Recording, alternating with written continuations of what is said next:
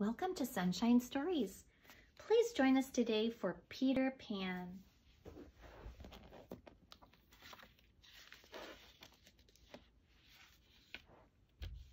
Walt Disney's Peter Pan. Wendy Darling and her brothers John and little Michael were restless. It was almost bedtime, but the boys weren't sleepy at all. The two brothers were playing pirates and Indians. But tonight they got into trouble. They had drawn a pirate map on their father's shirt. He was very upset and told Wendy that it would be her last night in the nursery. To cheer up the boys, Wendy began to tell them stories about Peter Pan and Neverland. Outside the nursery's window sat Peter Pan and Tinker Bell. Peter had always enjoyed sitting outside the window and listening to Wendy's stories. On his last visit, however, he had lost his shadow, and tonight he came to find it. Tinker Bell, who had snuck into the nursery, came out to tell Peter that she had found his shadow. Peter Pan and Tinker Bell flew in through the nursery window. "I saved your shadow for you," Wendy said. "It needs sewing," she pointed out. "That's the proper way to do it." As Wendy mended Peter's shadow, she told him that this would be her last night in the nursery. "I won't have it. Come on," exclaimed Peter as he took Wendy's hand, "to Neverland." "But Peter, how do we get to Neverland?" asked Wendy, surprised. "Fly, of course. All you have to do is think of a wonderful thought." Wendy, John, and Michael thought of the toys and sleigh bells and a mermaid lagoon, but still they couldn't fly. Peter encouraged them.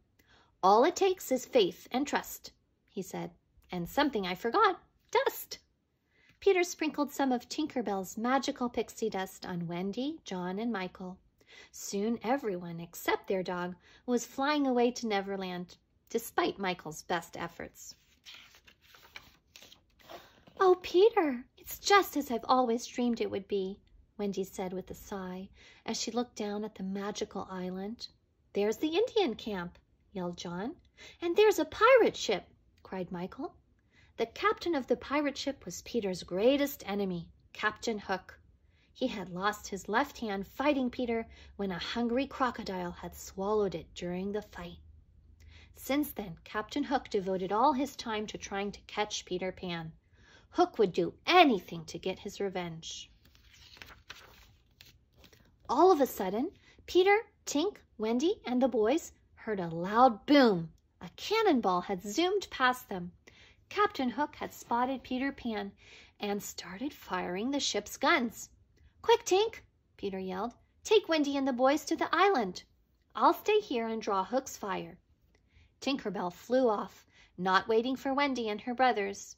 Tink was jealous of Wendy and all the attention she was getting from Peter. Once Tink reached the island, she found the lost boys, Peter's friends in Neverland. She delivered the message that a terrible Wendy bird was heading their way. Peter wanted this awful bird shot down. "Let's go," they said. As soon as the lost boys spotted Wendy, they aimed their slingshots and fired rocks at her, knocking Wendy down. But Peter arrived just in time to catch Wendy. Peter was furious at the lost boys. "Well, Tink said it was a bird," said one boy named Cubby. "She said you said to shoot it down," added another boy named Rabbit. "You might have killed her," Peter scolded Tinker Bell. "I hereby banish you forever," Peter declared. But then he changed his mind and banished Tink for a week. Peter then took Wendy to show her Mermaid Lagoon. John and Michael went to look for Indians. The lost boys declared John the leader. They all lined up behind him and marched through the jungle. The boys didn't notice all the mysterious bushes and trees following them. Without warning, a group of Indians leapt out from behind the trees and grabbed them. The Indians tied up the boys and took them to their village where the Indian chief was waiting. "Where'd you hide, Princess Tiger Lily?" the chief demanded. "We ain't got your old princess," the boys replied, but the chief didn't believe them. Meanwhile, Peter and Wendy spotted Captain Hook and Smee in a small boat. They had captured Princess Tiger Lily. Hook held Tiger Lily prisoner and tied her down to a rock in the sea. Peter flew down to rescue Tiger Lily. He used a clever voice imitation to make Smee release Tiger Lily.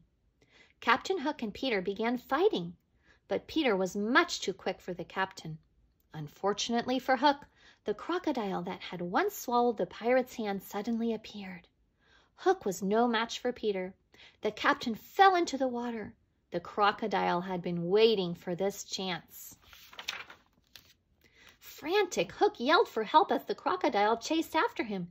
"Smee!" Hook yelped. "Save me!" With the pirates busy, Peter quickly untied Tiger Lily and brought her back to the village.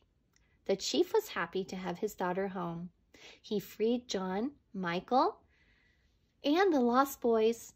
He then placed a headdress on Peter in gratitude for rescuing Tiger Lily. Tinker Bell was still resentful of Wendy. Tink had flown off by herself and was captured by Smee.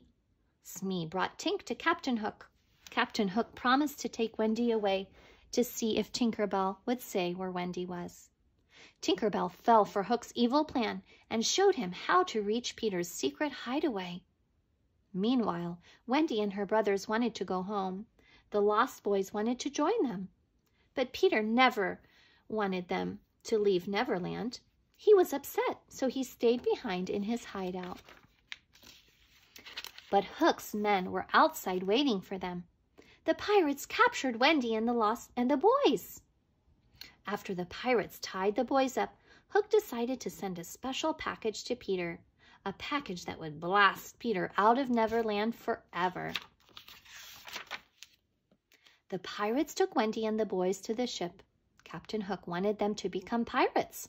"Come on, join up," he said, "and I'll be frank, unless you do, you'll walk the plank." Tinker Bell knew she had to get Peter to save them. She broke free and flew quickly to Peter's secret hideout. Peter was just about to open his package from Captain Hook when Tink flew in. She tried to pull the package away, but Peter kept tugging at it. She finally pushed the box as far from Peter as she could. The box began smoking, and moments later, kaboom! The box exploded. Back on the ship, Captain Hook was demanding an answer. "Which will it be?" asked Hook as he held up a contract. "The pen or the plank?" "Peter Pan will save us," Wendy whispered to the boys. Then she bravely announced to Hook as she walked onto the plank, "We will never join your crew." She took the last step off the plank. Everyone waited for the splash, but Peter Pan arrived just in time to catch Wendy as she fell. Peter took Wendy to a safe place. He then returned to fight Captain Hook. The two fought while the children and the pirates watched. As always, Peter was much quicker and smarter than the captain. Hook jabbed his sword at Peter. The captain eventually lost his balance, much to the delight of the hungry crocodile below. Hook fell into the sea with a big splash. Once the pirates saw that Peter had defeated their captain, they gave up the fight and abandoned ship. Everyone cheered for Peter Pan. "Michael, John," said Wendy, "we're going home." At Peter Pan's command, Tinker Bell flew all around the ship, sprinkling her magical pixie dust. Moments later, the ship was glowing like gold and flew into the sky. Soon after, Mr. and Mrs. Darling found Wendy asleep by the nursery's window. "Wendy?" Mrs. Darling called out. "Mother, we're back!" exclaimed Wendy.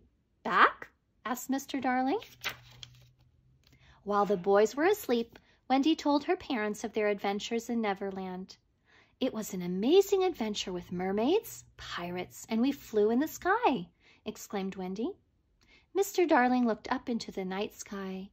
There he saw a ship made of clouds crossing the moon. "I have the strangest feeling that I've seen that ship before," Mr. Darling said, remembering his own boyhood, "a long time ago when I was very young." And indeed he had. The end.